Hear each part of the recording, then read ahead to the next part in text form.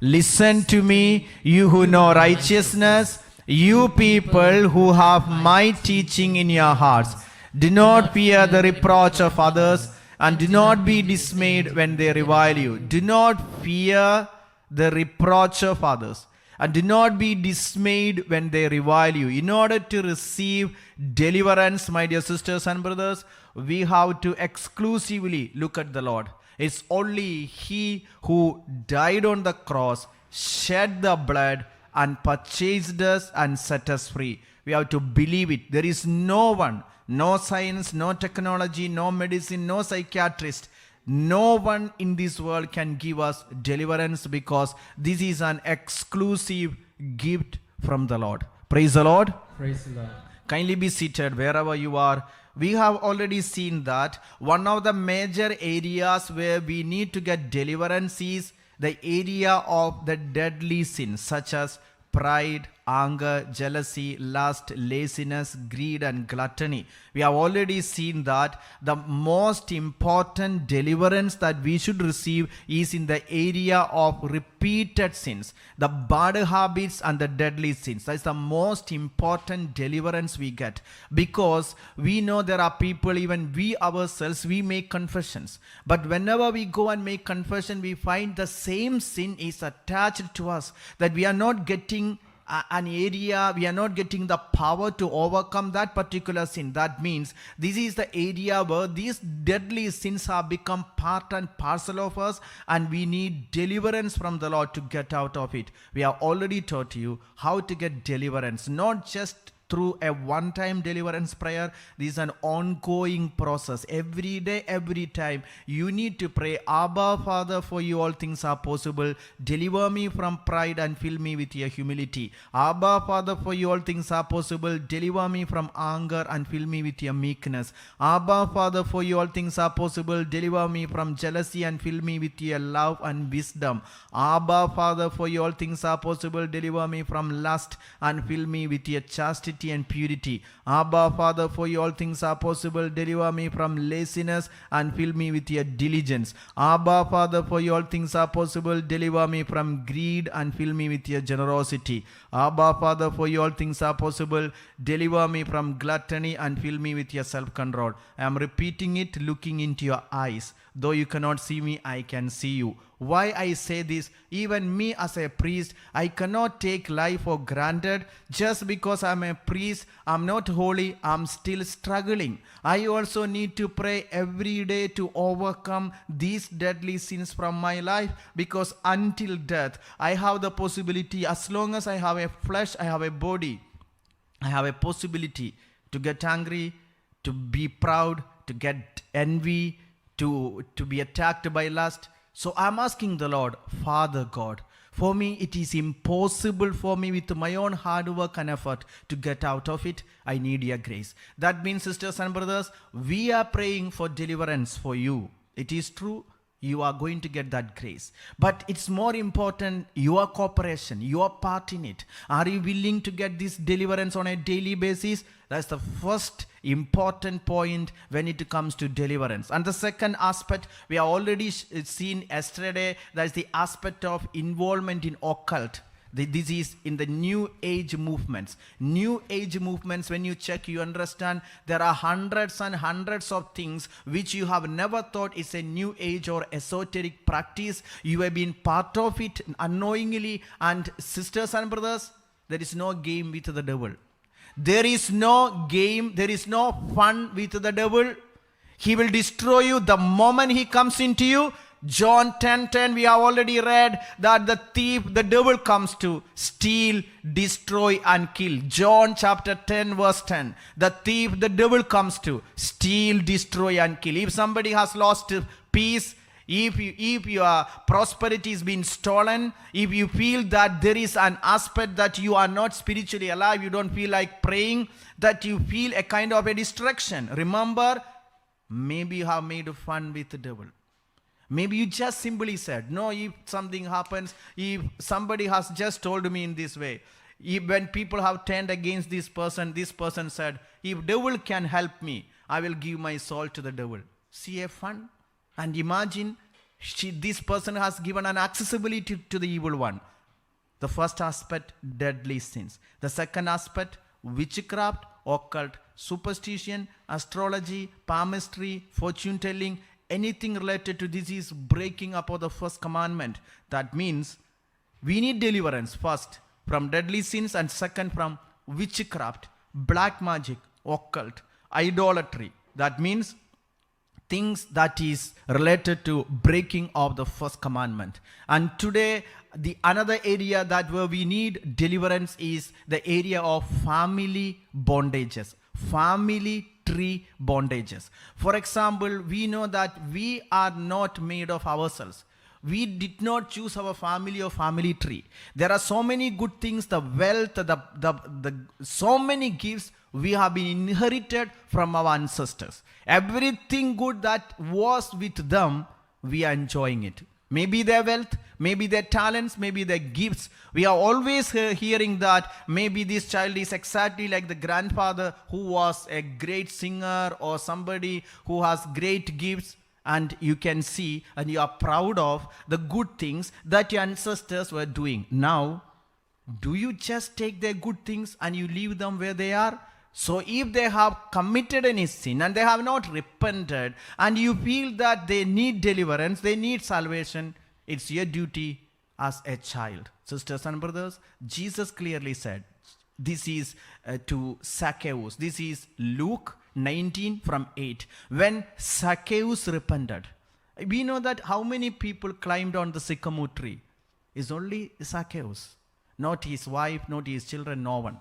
But just when Zacchaeus climbed on the tree, that means he surrendered his life to the Lord. We read, Zacchaeus stood there and said to the Lord, look, half of my possessions, Lord, I give to the poor, and if I have defrauded anyone of anything, I will pay back 4 times as much. The moment he repented, he repaid.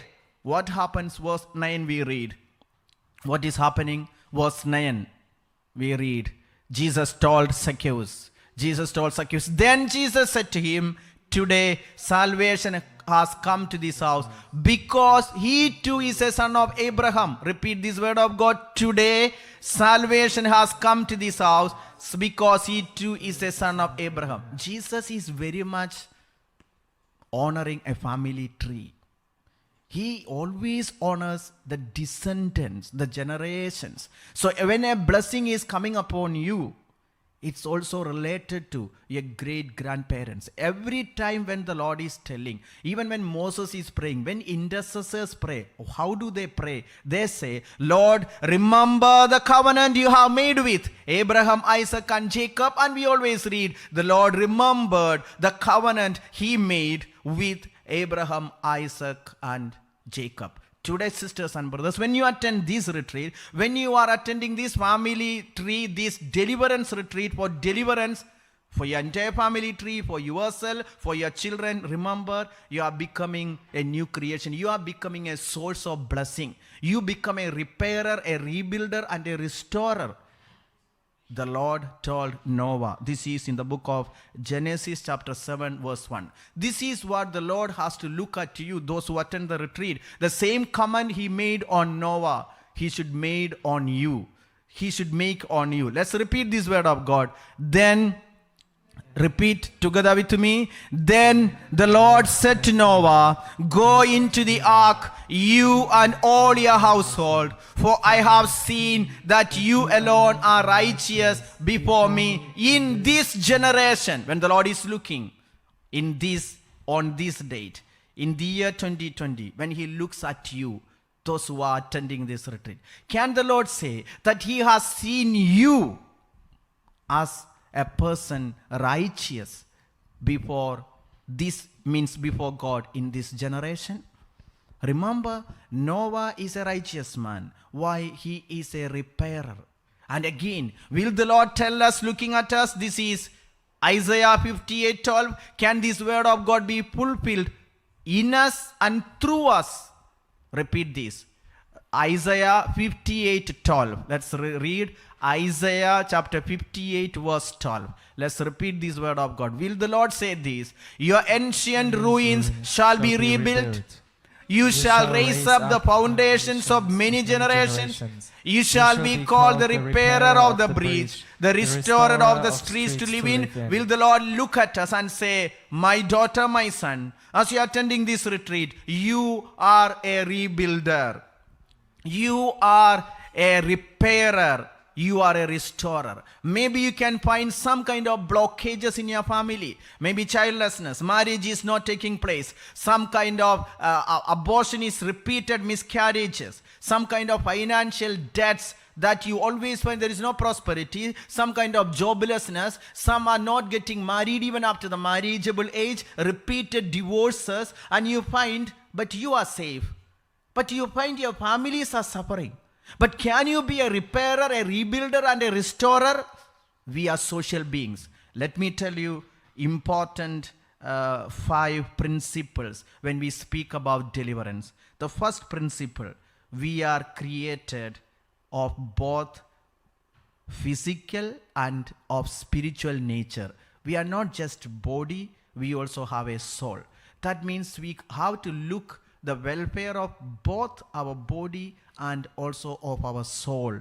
Our spiritual well-being is so important. Why New Age movement is wrong? Because it only looks at the external welfare. It is called wellness and goodness of your physical fitness.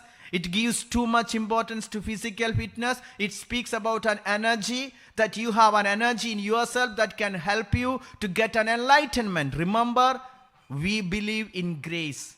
We believe in God. It's only God who can transform us. We cannot transform ourselves. That's why the good Lord came down and took the form of a flesh, became a human person. And if the New Age movements only talks about the physical well-being, our God, our faith speaks about our spiritual welfare, because our body is only until death, but we have an eternity lying ahead. That's why we should always know the first principle. We cannot just look into physical healing or our physical welfare. We also have to look into spiritual welfare, not only of our own spiritual welfare, but also of our entire family, even that of our children. That's why we need deliverance. The first principle, we are not just physical, we are also spiritual. And the second principle, that we are created attached to other people.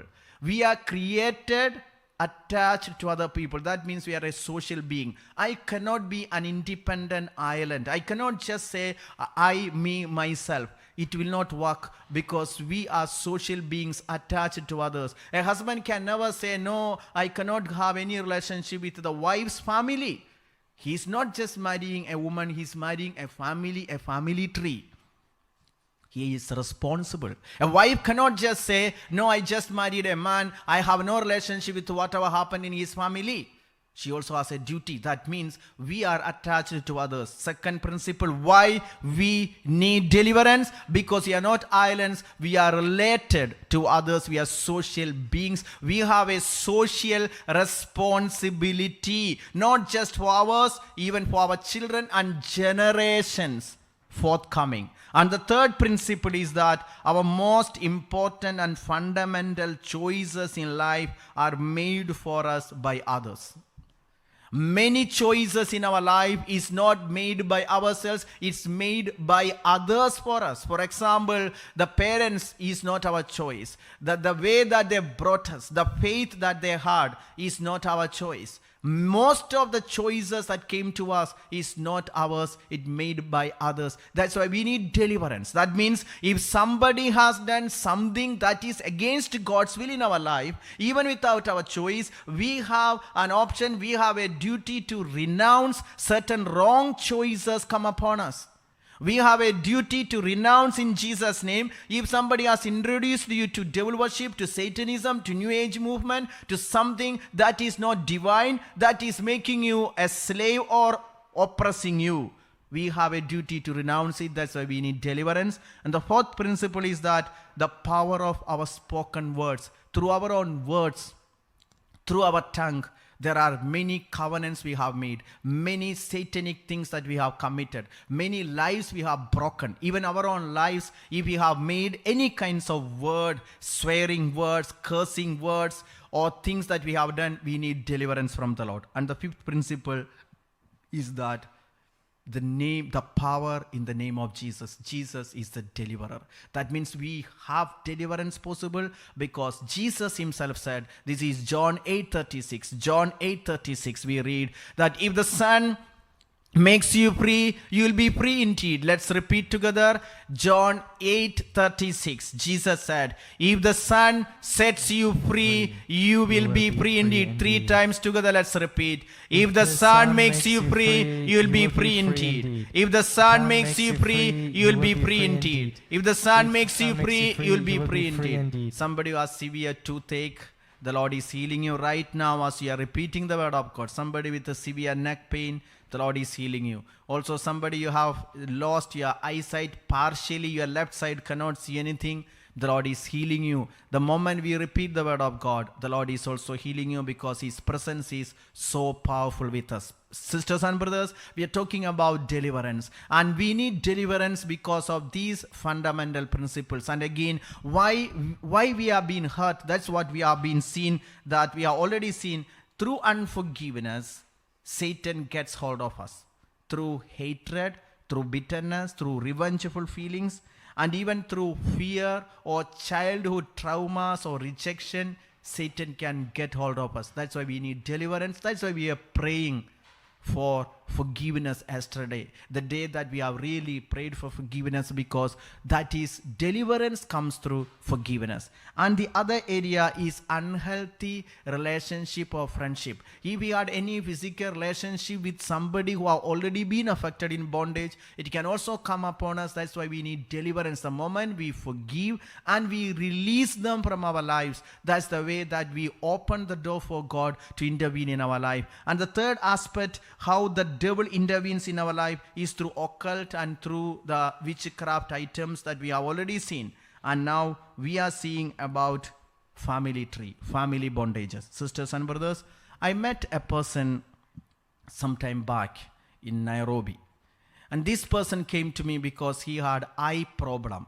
He had eye related problem. He was wearing specs, and now he made further checkup, and his eyesight is keep on going down and down. Now the doctors recommended him such a high thick glass. That's the only way he can read, and he is a professor, he has to teach. And now finally they checked up and they said he has to do a very unique kind of surgery to restore back his eyesight. And now they recommended him to go either to South Africa or to India to do this eye surgery. So that is the time he came to me, because I am from India. He thought I can give him some direction to go to Mumbai to do this operation. So he came to get an advice. Then I told him, because that's the first time I get him in the retreat center, so that's the opportunity for me to evangelize. Anyone who comes to me, I have a duty to tell him about Jesus. I told him, I have a super doctor with me who can help you before you go to India. He told me, then give me his name. I told him his name is Jesus.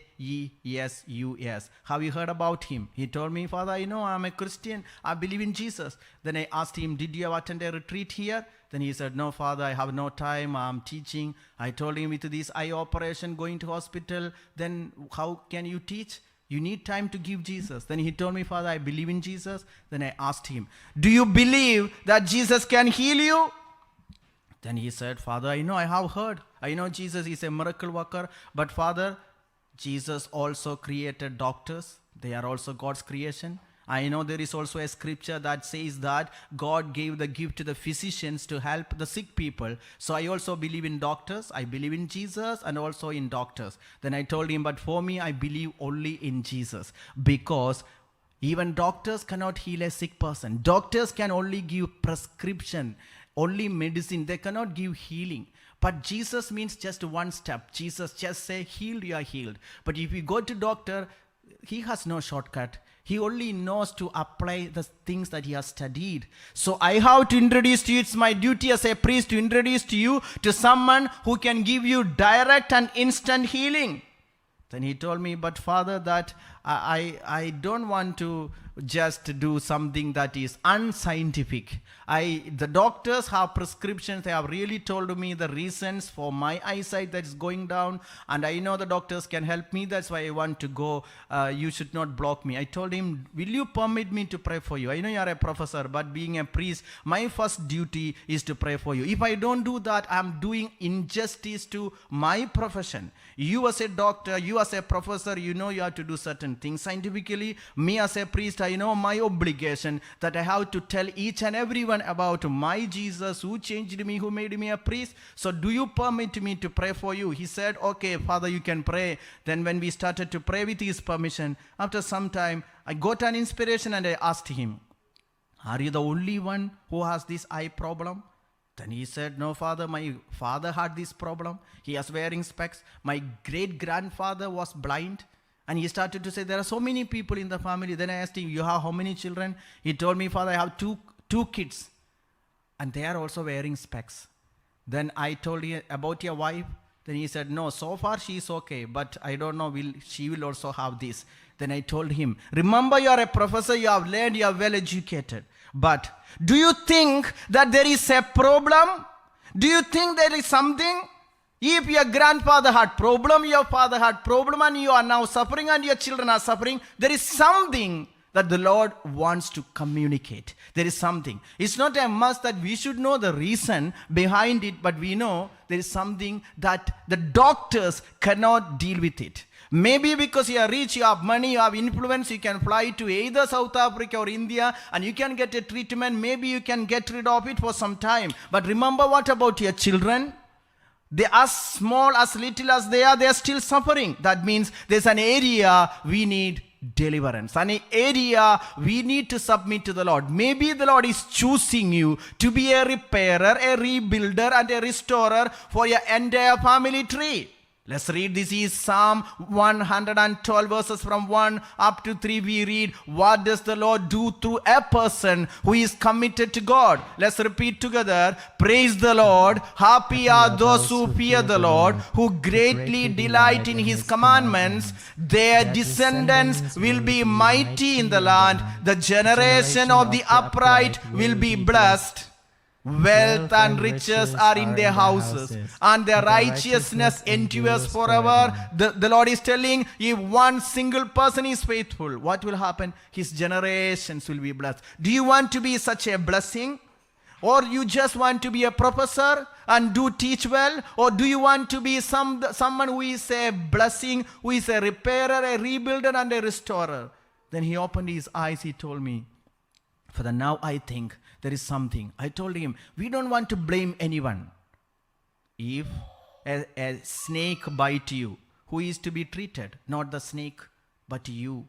That means let's stop blaming anyone. Let us stop looking at somebody, maybe a grandfather or somebody has done something wrong. It's not important. Jesus has paid the price. We read, this is Isaiah 53:10. When Jesus paid the price, when he died on the cross, he had all of us in his mind. Yet it was the will of the Lord to crush him with pain. When you make his life an offering for sin, he shall see his offspring and shall prolong his days. Through him the will of the Lord shall prosper. Sisters and brothers, when he was dying on the cross, we were in his mind, we were in his cross. He carried the price and he paid the price. So we told him, maybe what we can do.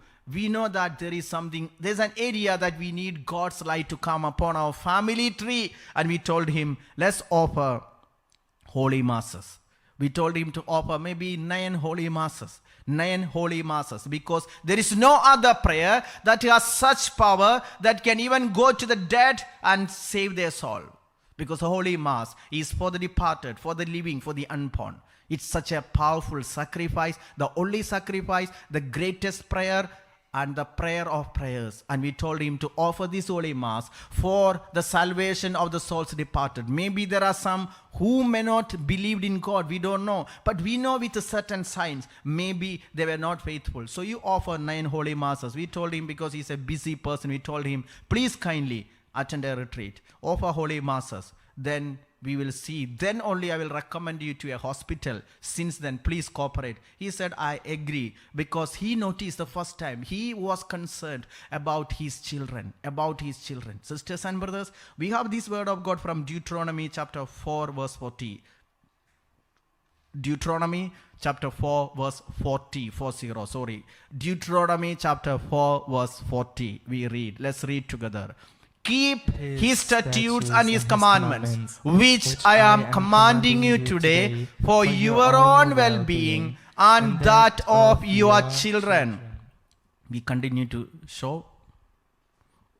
And your descendants after you, so that you may long remain in the land that the Lord your God is giving you for all time. Let's repeat once again together this word of God.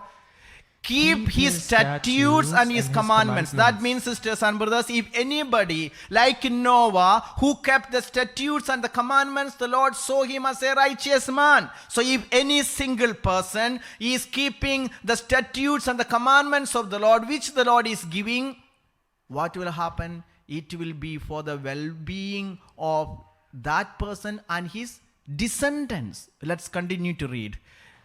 Descendants after you, so that you may long remain in the land that the Lord your God is giving you for all the time. Sisters and brothers, this man attended the retreat. He offered Holy Mass. And after 1 month, I met him and I could see he was not even wearing the specs. He was healed by the power of the Eucharist that he attended, that he offered even for his family tree. Sisters and brothers, Jesus has already paid the price. If we have inherited the mighty good things of our ancestors, it's also a great charity to pray and offer holy masses for the souls departed. The tree is known by its fruits. And if we find there is something that is not proper, we don't want to do any mighty sacrifices, but we can claim the sacrifice that Jesus has done. That is through the Eucharist, and it will be happened instantly. And that is why when you find there is a kind of a sickness that you repeatedly notice in the family tree, that people are not getting married, do you just take it for your own thing that you have to just get married? No, you have to first be a repairer. You find something, you take that and offer it to the Lord. That is the significance of this deliverance retreat, my dear sisters and brothers. If anybody, any kind of block that is there in our life, the Lord is inviting us to surrender every area in our family tree, so that we may become a repairer and a rebuilder. Anything that has been happened, I have heard so many people having blocks, and if we pray and ask them, we can also find it's not just they who are suffering in this area.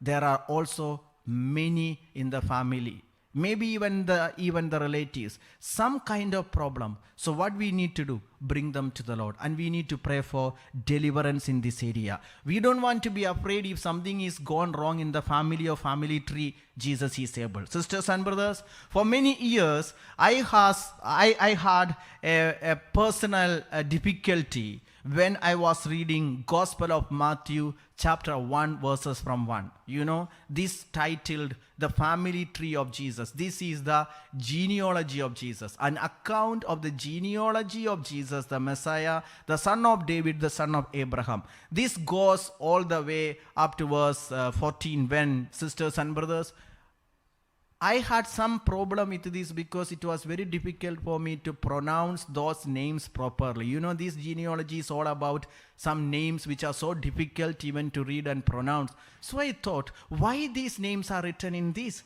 What is the significance of writing the names of the members in the family tree of Jesus? And not only that, in this family tree, there are notorious people involved like Tamar, Rahab, Ruth, means people, even the wife of Uriah. And these people, some of them were prostitutes, some were not belong to Jewish tribe, and see that they were notorious. But then why? And they were part of the family tree of Jesus. And now when I read a book on the family tree, that's the first time in my life I was so much enlightened, and the Lord revealed to me that the Lord purposely put these names in his family tree to say that they are no longer a cursed or a rejected family tree, but that's a cleansed family tree by the precious blood of Jesus Christ. Praise the Lord. Praise the Hallelujah. Lord. Hallelujah. Lift your left hands and say hallelujah. Hallelujah. Hallelujah. Those who are lifting the right hands, tell them it is wrong. Left hand is in the left side. Praise the Lord. Praise the Lord. Praise the Lord. Praise the Lord. Sisters and brothers, now we have to know that if there is anyone in the family tree, that means that is somebody who committed suicide or some murder is being happened. Sisters and brothers, if one single person take Jesus as their personal savior, it is being cleansed. There are people who are sometimes they have been ashamed or afraid to talk about their family tree because they may be a big witch doctor lived in their family tree. Don't worry. Are you a practicing, a faithful person? Through you, your entire family tree is cleansed when somebody is taking Jesus as their personal savior. That's why purposely, the Bible scholars, purposely Saint Matthew the evangelist put these names, and we should know they could have avoided certain controversial names from this family tree, but they have inserted these names to know that from where Jesus comes, not from a pure family line, but he came from a notorious unclean family line, and through the arrival of Jesus, that family tree cleansed. Not just that family tree, every family on earth. 1 Peter 1:18-19. 1 Peter 1:18-19 we read, we have been, let's repeat. You know that you were ransomed from the futile ways inherited from your ancestors, not with perishable things like silver or gold, but with the precious blood of Christ, like that of a lamb, without defect or blemish. Believe that Jesus has already ransomed you, your family tree, your ancestors. There are several events and incidents that is related to family tree, healing and all those. Sisters and brothers, we don't want to be afraid of what has happened in the family tree. Maybe murder, maybe suicide, maybe unnatural death, maybe invalid marriages, maybe repeated divorces or abortion or any kind of evil. We belong to Jesus. We have to just say, my Jesus, I take you as my personal savior. On behalf of my family tree, I repair, I repent, and I'm sorry. And the Lord is going to intervene in our family. Sisters and brothers, because this is a deliverance retreat, we are going to just renounce everything that happened in the family tree in Jesus' name. We should know, Jesus himself was born as a member in a family.